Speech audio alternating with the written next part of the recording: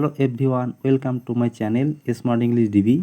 বন্ধুরা, আজকের ক্লাসে আলোচনা করতে যাচ্ছি কয়েকটি গুরুত্বপূর্ণ বাক্য, যেমন আমি তোমার প্রতি কৃতজ্ঞ, এটা তোমার জন্য সহায়ক, এটা তোমার জন্য দরকারি, মা তার শিশুর প্রতি স্নেহশীল, আমি আপনার উপর বিশ্বাসী, কুকুরটি তার প্রভুর প্রতি বিশ্বস্ত।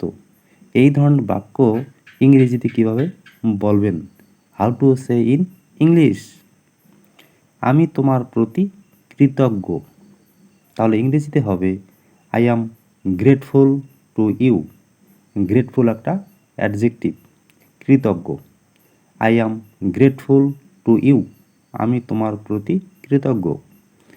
আমি তোমার প্রতি কৃতজ্ঞ থাকব, তাহলে ফিউচার টেন্সে বলছে। তাহলে I will be grateful to you. I will be grateful to you, আমি তোমার প্রতি কৃতজ্ঞ থাকব। তাহলে ফিউচার টেন্সে এজন্য উইল বি। এটা তোমার জন্য সহায়ক, এটা তোমার জন্য সহায়ক। It is helpful to you. Helpful এটা একটা অ্যাডজেক্টিভ, তাহলে it is helpful to you, এটা তোমার জন্য সহায়ক। এটা তোমার জন্য সহায়ক হবে ফিউচারে, তাহলে it will be helpful to you. It will be helpful to you, এটা তোমার জন্য সহায়ক হবে। এটা আমার জন্য দরকারি। ইট ইজ ইউজফুল মানে দরকারি, এটা একটা adjective. For me, it is useful for me, এটা আমার জন্য দরকারি।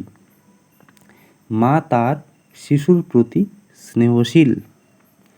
Mother is affectionate to her child. অ্যাফেকশনের একটা অ্যাডজেক্টিভ, স্নেহশীল। Mother is affectionate to her child. আমি আপনার উপর বিশ্বাসী। I am confident of you.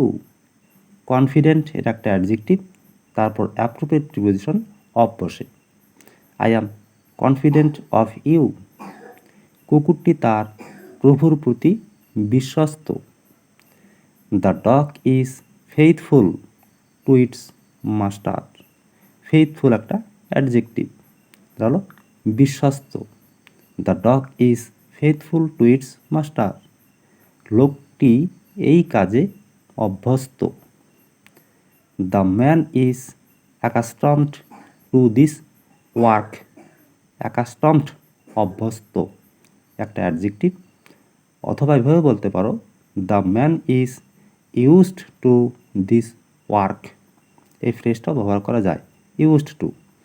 The man is used to this work, লোকটি এই কাজে অভ্যস্ত। তাহলে বন্ধুরা, আশা করি আপনারা সহজেই বুঝতে পেরেছেন।